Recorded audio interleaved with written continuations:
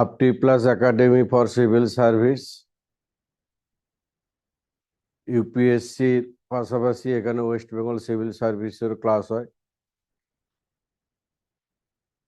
অনেকেই আমাকে চেনো। আমার নাম হচ্ছে Sukomal Mishra, economics faculty, West Bengal civil সার্ভিসের এখানে ইকোনমিক্সের ফ্যাকাল্টি। আজকে আমরা একটা টপিক ডিসকাস করব, ছোট টপিক কিন্তু খুব ইম্পর্টেন্ট টপিক। সেটা হচ্ছে কি,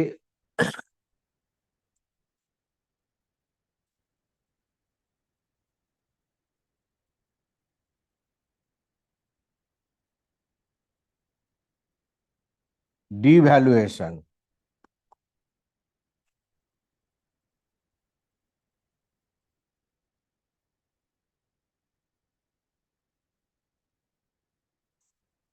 ডিভ্যালুয়েশন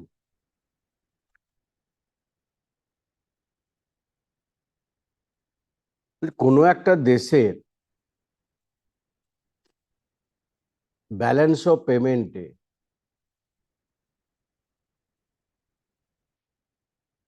যদি সিভিয়ার ক্রাইসিস ক্রিয়েট হয়,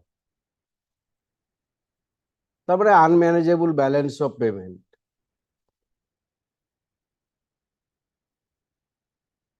তখন সেই ব্যালেন্স অফ পেমেন্টের ডিসইকুইলিব্রিয়ামকে মিট করার জন্য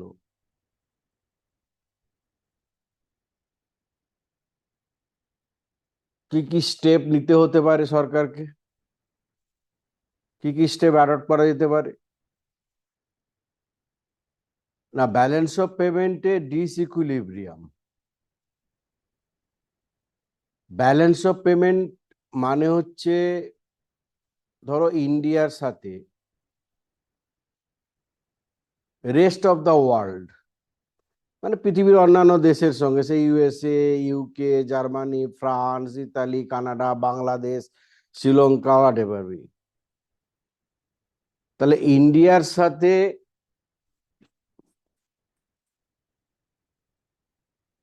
রেস্ট অফ দ্য ওয়ার্ল্ডের, মানে পৃথিবীর অন্যান্য দেশের সাথে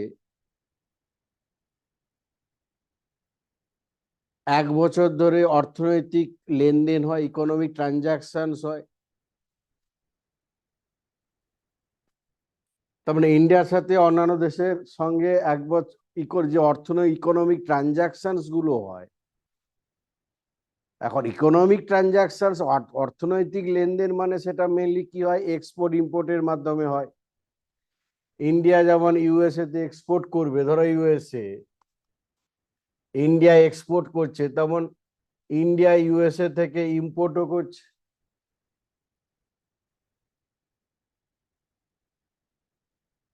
প্লাস লোনের মাধ্যমে হতে পারে।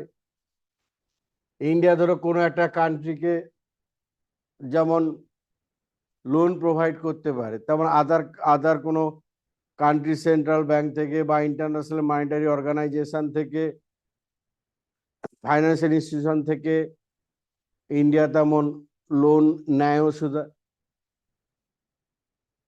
ইন টার্মস অফ ইনভেস্টমেন্ট হতে পারে। যেমন ফরেন কোম্পানি আমার দেশে যেমন ইনভেস্ট করতে পারে, তেমন ইন্ডিয়ান কোম্পানি বিভিন্ন দেশে ইনভেস্ট করে। অনেক ভারতীয়রা বিদেশে কর্মরত, সেখান থেকে তারা আয় করে আয়ের একটা অংশ তারা আমার দেশের ব্যাংকে যখন জমা রাখে, সেটাকে আমরা বলি এনআরআই ডিপোজিট বলি। আবার আরেকটা অংশ যখন তার পরিবারকে পাঠায়, তখন তাকে আমরা বলি রিসিপ্ট অফ রেমিটেন্স বলি। তার মানে দেখো, তেমন ভারতে যারা যে সকল বিদেশি নাগরিকরা কর্মরত, তারাও ইনকামের একটা পার্ট যখন তার ফ্যামিলিকে পাঠাচ্ছে, তখন তার আমরা বলি পেমেন্ট অফ রেমিটেন্স বলি। অন্য দেশ, বিভিন্ন আর্থিক সংস্থা বা বিভিন্ন দেশ, অন্যান্য দেশ যখন ভারতবর্ষে অনুদান দেয়, আমরাও তখন বিভিন্ন দেশকে অনুদান দিই।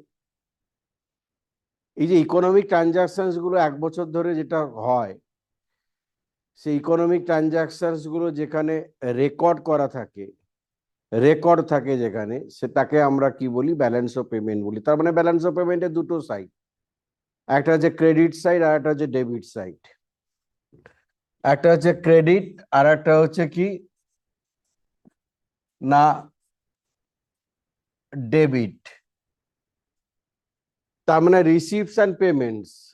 এবার কোনো এক বছরে আমরা রিসিভস এর আইটেম গুলো যোগ করলাম, ক্রেডিটের ডেবিটের আইটেম গুলো যোগ করলাম, যোগ করার পর যদি দেখা যায় যে এটা 400 বিলিয়ন ইউএস ডলার হচ্ছে বা এটা 500 বিলিয়ন ইউএস ডলার হচ্ছে, তার মানে এখানে দুটো অ্যাকাউন্ট আমরা ভাগ করি, কারেন্ট আর ক্যাপিটাল অ্যাকাউন্টে ভাগ করি আমরা। বলছে কোনো এক বছরে যদি রিসিপ্টস যদি মানে ক্রেডিট ক্রেডিট যদি গ্রেটার দেন ডেবিট হয়, তার মানে সারপ্লাস, তার মানে সারপ্লাস। আর ক্রেডিট লেস দেন যদি ডেবিট হয়, তার মানে হচ্ছে ডিসইকুইলিব্রিয়াম, মানে আনফেভারেবল, তার মানে হচ্ছে ডেফিসিট। এবার ব্যালেন্স অফ পেমেন্টে ডেফিসিট যদি সিভিয়ার হয়, আনম্যানেজেবল হয়, আমরা ব্যালেন্স অফ ডেফিসিট হলে আমরা সাধারণত কি করি, আমরা ইন্টারন্যাশনাল মনিটারি ফান্ড আইএমএফ থেকে লোন নিয়ে সাধারণত আমরা কি করি, শর্ট টার্মে ডেফিসিট মিট করি। আমরা যে কোনো মেম্বার কান্ট্রি তার ব্যালেন্স অফ পেমেন্টে যদি ডেফিসিট ক্রিয়েট হয়, সে আইএমএফ থেকে লোন নেয়, নিয়ে ডেফিসিট মিট করে।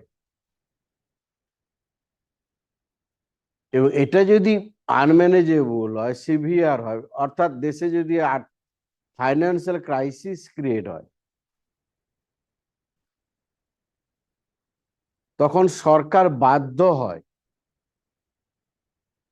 ডিভ্যালুয়েশনের আশ্রয় নিতে। অর্থাৎ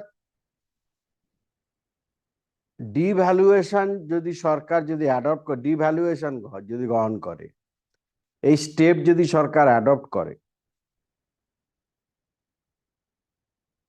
তাহলে কি হয় না, ব্যালেন্স অফ পেমেন্টে যে ডিসইকুইলিব্রিয়াম আছে তাকে কি করা যায়, মিট করা যায়। এছাড়াও তুমি এক্সপোর্ট ইনক্রিজ করতে পারো।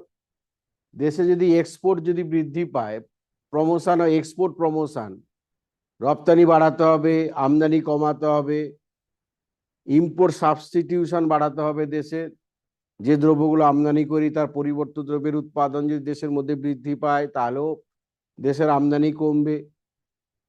আমদানি কমা মানে ডেবিটটা কমবে, এক্সপোর্ট বৃদ্ধি পাওয়া মানে ক্রেডিট অ্যামাউন্ট বাড়বে।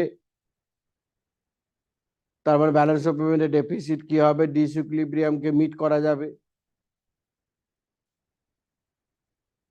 আর এটা যদি ক্রাইসিসটা যদি সিভিয়ার হয়, তখন সরকার কি করে না, ডিভ্যালুয়েশন করে।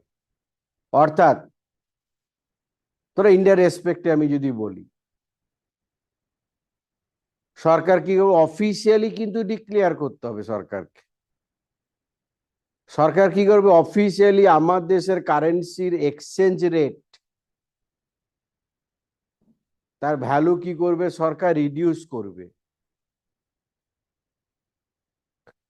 সরকার যখন অফিসিয়ালি কারেন্সির এক্সচেঞ্জ রেটকে রিডিউস করে, কোনো কি কারেন্সির রেসপেক্টে, সে ডলারের রেসপেক্টে বা কোনো ইন্টারন্যাশনাল কারেন্সির রেসপেক্টে, অর্থাৎ যে কারেন্সির রেসপেক্টে ইন্টারন্যাশনাল ট্রেড হয়, সে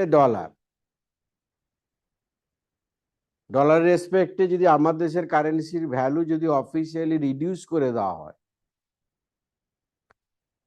তখন তাকে আমরা বলি ডিভ্যালুয়েশন বলি। তার মানে এটা কিন্তু অফিসিয়াল রিডাকশন হতে হবে।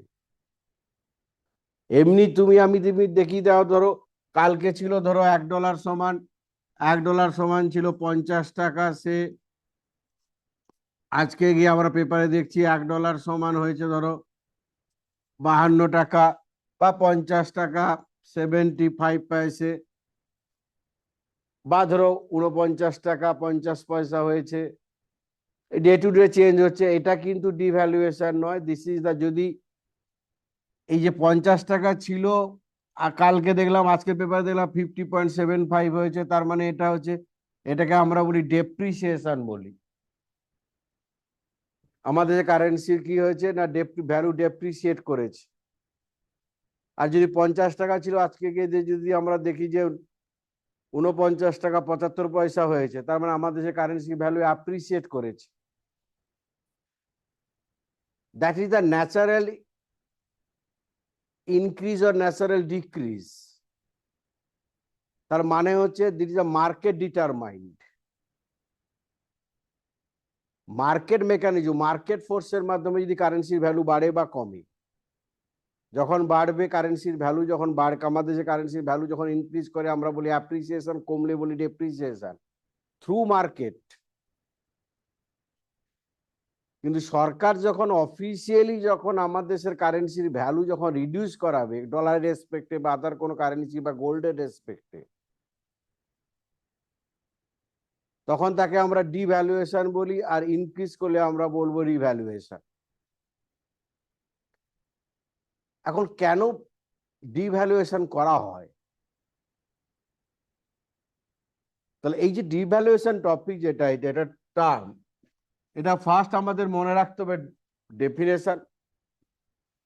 ডেফিনেশন মানে আমি কি বললাম তাহলে?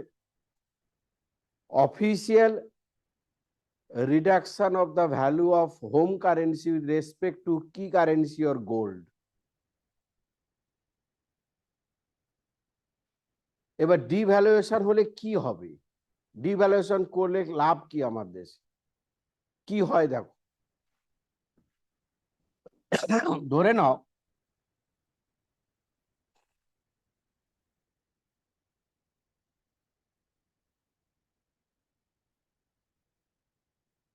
Prior devaluation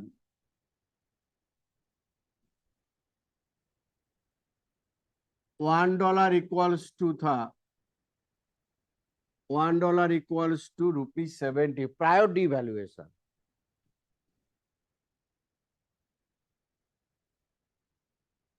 After the government declared that Indian rupee was devalued by say 10%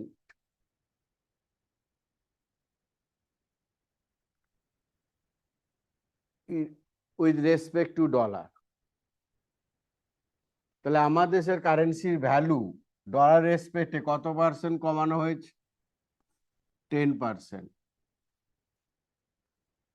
আমাদের দেশের কারেন্সির ভ্যালু কমানো হয়েছে, তার মানে আফটার ডিভ্যালুয়েশন $1 ইকুয়ালস টু কত হবে? আমাদের দেশের কারেন্সির ভ্যালু কমেছে,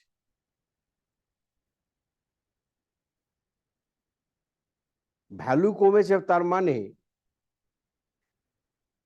you will have to pay more Indian currency to buy the same unit of dollar. আমাদের দেশের কারেন্সির ভ্যালু কমেছে মানে আগে $1 কিনতে আমাকে 70 টাকা দিতে হতো, এখন সেম $1 পারচেস করতে গেলে আমাকে আগের থেকে বেশি পরিমাণ ইন্ডিয়ান রুপি পে করতে হবে, যেহেতু আমাদের দেশের কারেন্সির ভ্যালু কমেছে। তা আমার 10% কমে যাওয়া মানে আফটার ডিভ্যালুয়েশন সেটা কত হলো না ₹77। প্রায় ডিভ্যালুয়েশন ছিল কত? ₹70। After devaluation $1 equals to ₹77। এবার ইন্ডিয়া তো এক্সপোর্ট করে, ইন্ডিয়াতে এক্সপোর্ট হয়, ইম্পোর্টও হয়। এবার ধরো ইন্ডিয়ান, আমরা ইউএসএ তে কোনো কমোডিটি তো আগেও এক্সপোর্ট করতাম, এখনো এক্সপোর্ট করি। ধরো কমোডিটি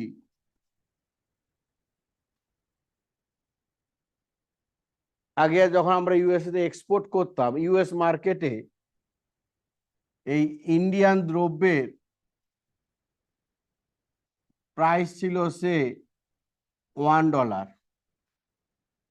ইউএস মার্কেটে ভারতীয় দ্রব্যের দাম কত ছিল? $1। ডিভ্যালুয়েশনের আগে। তাহলে আফটার ডিভ্যালুয়েশন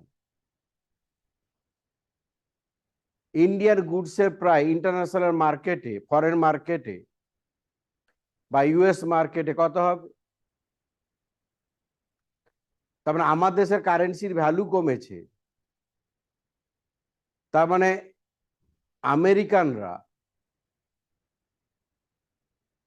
$1 এগেনস্টে আগে যে দ্রব্য যে পরিমাণ পারচেস করতে পারত, এখন সেম $1 তার আগের থেকে বেশি পরিমাণ দ্রব্য পারচেস করতে পারবে। তার মানে আগে যেটা $1 ছিল ভারতীয় দ্রব্যের দাম ইউএস মার্কেটে, আফটার ডিভ্যালুয়েশন ভারতীয় দ্রব্যের দাম কমে কত হবে ইউএস মার্কেটে? না, লেস দেন $1 ইন ইউএস কারেন্সিতে। কত হবে? Less than $1। তার কারণ এখন 77 সমান কত? $1। তাহলে 1 সমান কত? 1/77। আগে এটা কত ছিল? 70। তার মানে এখন কত হবে সেটা? এখন কত হবে? 70/77 তার মানে কত হচ্ছে? Less than $1। তাহলে ভারতীয় দ্রব্যের দাম কত হচ্ছে? Less than $1। তার মানে ডিভ্যালুয়েশন করা মানে, ডিভ্যালুয়েশন করলে ভারতীয় পণ্যের দাম ওয়ার্ল্ড ট্রেড মার্কেটে, ফরেন মার্কেটে কি হয়? কমে যায়, রিডিউস হয়। তাহলে আমার দেশে, তাহলে ডিভ্যালুয়েশন করা মানে আমার দেশের দ্রব্যের দাম কমেছে, ফরেন মার্কেটে কমবে। তাহলে আমার দেশের দ্রব্যের দাম কমেছে, ডিভ্যালুয়েশন করলে কি হবে? দ্রব্যের দাম কমবে। দ্রব্যের দাম কমা মানে আমরা কি জানি? দ্রব্যের দাম যখন কমে তার ডিমান্ড বৃদ্ধি পায়। তার মানে ভারতীয় পণ্যের দাম কমে যাওয়ার জন্য ডিমান্ড কি হবে? বৃদ্ধি পাবে। ইউএস মার্কেটে ভারতীয় পণ্যের চাহিদা কি হবে? বাড়বে। চাহিদা বৃদ্ধি পাওয়া মানে আমার দেশ থেকে এক্সপোর্টস কি হবে? আমার দেশের এক্সপোর্ট কি হবে? ইনক্রিজ করবে। তার মানে ডিভ্যালুয়েশন করা হলে, ডিভ্যালুয়েশন হলে কি হয়? এক্সপোর্ট ইনক্রিজ করে। অন্যদিকে আমরা তো বিদেশ থেকে ইম্পোর্টও করি। সে আমরা বি কমোডিটি ইম্পোর্ট করি। ডিভ্যালুয়েশনের আগে ইন্টারন্যাশনাল মার্কেটে, তার মানে আন্তর্জাতিক বাজারে দ্রব্যের দাম ছিল সে $1 পার ইউনিট। $1 per unit. তার মানে ডিভ্যালুয়েশনের আগে ইন্ডিয়ান কারেন্সিতে ইম্পোর্ট কস্ট কত ছিল আমার দেশের? 1 ইউনিট দ্রব্য আমদানি করলে ইম্পোর্টেড কস্ট কত ছিল আগে? না, ₹70। তাহলে আগে $1 সমান 70 টাকা। ইন্টারন্যাশনাল মার্কেটে যদি দাম $1 হয়, তাহলে ভারতীয় পণ্যে ইম্পোর্টেড কস্ট কত? না, 70।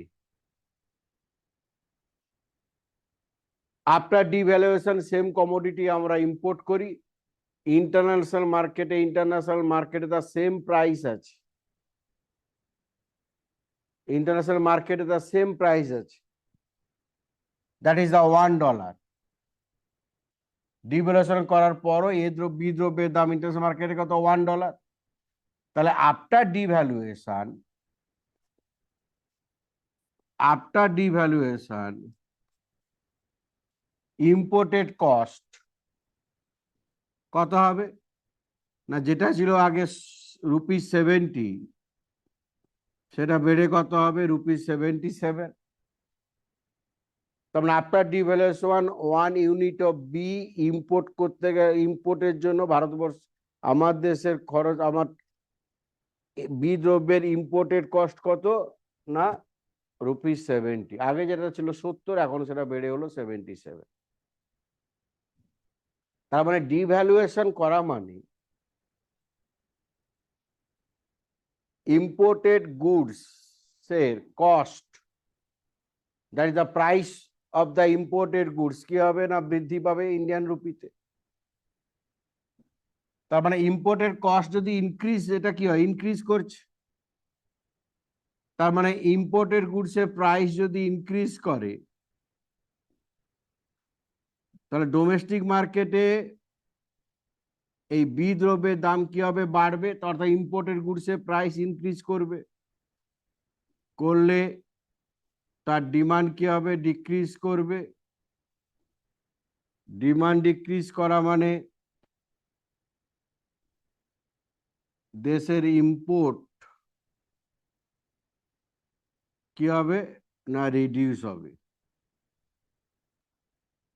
তার মানে দেখো, ডিভ্যালুয়েশন করা মানে এক্সপোর্ট, যেমন এক্সপোর্ট ইনক্রিজ করবে, ইম্পোর্ট ডিক্রিজ করবে।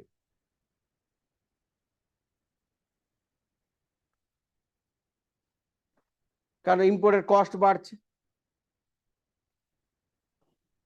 তার মানে দেখো, যে সকল দ্রব্য, তাহলে আমাদের যদি ওটা যদি খুব প্রয়োজনীয় দ্রব্য হয়, যদি আমাদের আমদানি করতেই যদি হয়,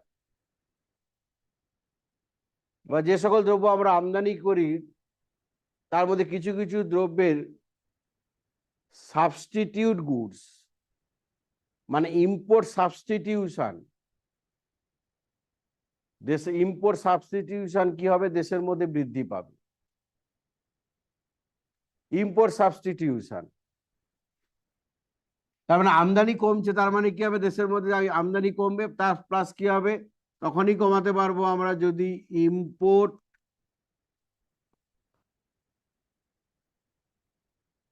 সাবস্টিটিউশন দেশের মধ্যে কি হবে? যদি বৃদ্ধি পায়। তার মানে ডিভ্যালুয়েশন করা মানে, these are the objectives of devaluation. খুব ইম্পর্টেন্ট, মনে রাখবে। তাহলে কি কি ডিভ্যালুয়েশন অবজেক্টিভস? কি না? Increase in export, decrease in import, and increase in the production of import substitute goods, that is the import substitution. তাহলে এক্সপোর্ট ইনক্রিজ করে, ইম্পোর্ট যদি ডিক্রিজ করে, তার মানে ব্যালেন্স অফ পেমেন্টে ডেফিসিট কি হবে? মিট হবে। তার মানে আনাদার অবজেক্টিভস আমরা বলতে পারি টু সলভ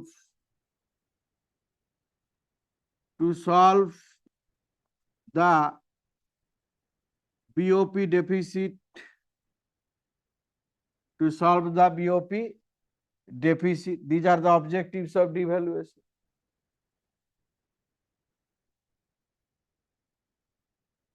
এবার তুমি দেখবে, ধরো ইন্ডিয়া ডিভ্যালুয়েশন করলো, কেন করলো? না, to take the advantage, competitive advantage in the world trade market. কারণ আমাদের কারেন্সি ভ্যালু কমা মানে ওয়ার্ল্ড ট্রেড মার্কেটে আমরা যে একটা কি হবে? কম্পিটিটিভ অ্যাডভান্টেজ পাবো, কারণ আমাদের দেশের দ্রব্যের দাম কমছে। এবার এটা কি হতে পারে? অন্য দেশকেও এনকারেজ করতে পারে, অন্য দেশও উৎসাহিত হয়ে তারাও কি করতে পারে? এই অ্যাডভান্টেজটা নেওয়ার জন্য তারাও তখন কি করতে পারে? ডিভ্যালুয়েশন করতে পারে। এবার একটা দেশকে দেখে অন্য দেশ যদি ওয়ার্ল্ড মার্কেটে সেম কম্পিটিটিভ অ্যাডভান্টেজ নেওয়ার জন্য, বা তার যে অ্যাডভান্টেজটা আছে সেটাকে মেনটেন করার জন্য, তারাও যদি কারেন্সির ভ্যালু কমায়, তার মানে একটা দেশকে দেখে তারাও কি হচ্ছে? অন্যান্য দেশ যদি কারেন্সির ভ্যালু কমায়, তখন তাকে আমরা কি বলি? Competitive devaluation. কম্পিটিটিভ ডিভ্যালুয়েশন তার মানে ইন্ডিয়াও ডিভ্যালুয়েশন করলো, ইন্ডিয়াকে দেখে চায়নাও ডিভ্যালুয়েশন করলো, আবার একে দেখে আর্জেন্টিনাও ডিভ্যালুয়েশন করলো।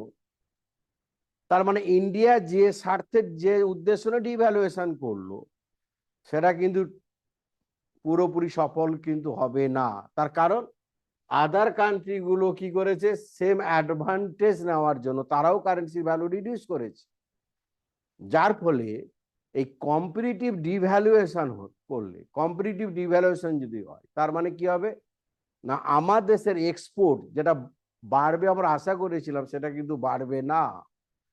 তার মানে কম্পিটিটিভ ডিভ্যালুয়েশন, কম্পিটিটিভ ডিভ্যালুয়েশন তার মানে একজনকে দেখে অন্যরাও যদি কারেন্সির ভ্যালু কমায় ইন্টারন্যাশনাল মার্কেটে অ্যাডভান্টেজ নেওয়ার জন্য, এই কম্পিটিটিভ ডিভ্যালুয়েশন হলে সবচেয়ে বেশি ক্ষতিগ্রস্ত যে সেক্টর হয় সেটা কি, কোন সেক্টর না, এক্সপোর্ট। এটাও বিশেষ এসেছিল মেনে।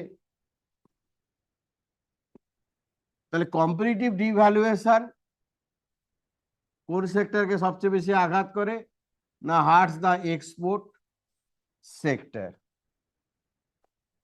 এবার মনে রাখবে যে আমার দেশের কারেন্সি, আমার দেশের স্বাধীনতার পর আমাদের দেশের কারেন্সি ভ্যালু কতবার, আমার দেশে কতবার ডিভ্যালুয়েশন হয়েছে স্বাধীনতার পর, বলবে 4 বার, 4 টাইমস। তার মানে ইন্ডিয়ান রুপি ওয়াজ ডিভ্যালুড 4 টাইমস সো ফার। ফার্স্ট হচ্ছে জুন 1949 30.5%। ওই সময় ফাইন্যান্স মিনিস্টার কে ছিলেন না, ডক্টর জন মাথাই। এটা হলো ফার্স্ট। সেকেন্ড হচ্ছে June 1966, highest ever devaluation 36.5%। Sachindra Chaudhuri ছিলেন finance minister, Sachindra Chaudhuri. And third and fourth, third হচ্ছে 1 জুলাই 1991 by 9%, আর ফোর্থ হচ্ছে 3 জুলাই 1991 by 11%। ফাইন্যান্স মিনিস্টার কে ছিলেন, ডক্টর মনমোহন সিং। কে ছিলেন, ডক্টর মনমোহন সিং। তাহলে 4 বার, 49, 66, 99 2 বার, 1 জুলাই and 3 জুলাই। তার মানে 1991 ইন্ডিয়ান রুপি ওয়াজ ডিভ্যালুড বাই 20%। এবং 1991 সালে আমরা জানি, 90-91 সালে ভারতবর্ষে অ্যাকুইট ফাইন্যান্সিয়াল ক্রাইসিস দেখা দিয়েছিল, সিভিয়ার ফরেন কারেন্সি ক্রাইসিস, যার ফলে পরপর 1 মাসে 2 বার সরকার বাধ্য হয়েছিল কারেন্সির ভ্যালু কমাতে। কেন কমানো হয়েছিল, সরকারের উদ্দেশ্য কি ছিল, কেন সরকার কারেন্সির ভ্যালু কমিয়েছিল না, অ্যান্সার বলবে টু ইনক্রিজ দ্য এক্সপোর্টস। 1991 ডিভ্যালুয়েশনের মেন উদ্দেশ্য ছিল ভারতবর্ষের কি করা না, এক্সপোর্টকে ইনক্রিজ করা। এইভাবেই মাঝে মাঝে আমরা ছোটখাটো ইম্পর্টেন্ট টপিক নিয়ে আসবো। এই Apti Plus academy for civil service, এখানে শুধু সিভিল সার্ভিসেসই ক্লাস হয়, BCS plus West Bengal civil service plus UPSC civil service. এবং ওয়েস্ট বেঙ্গল সিভিল সার্ভিসের ম্যাক্সিমাম র্যাঙ্ক হোল্ডার এই ইনস্টিটিউশন থেকেই তৈরি হয়। সব হাই এক্সপিরিয়েন্স টিচার আছে এখানে। Thank you.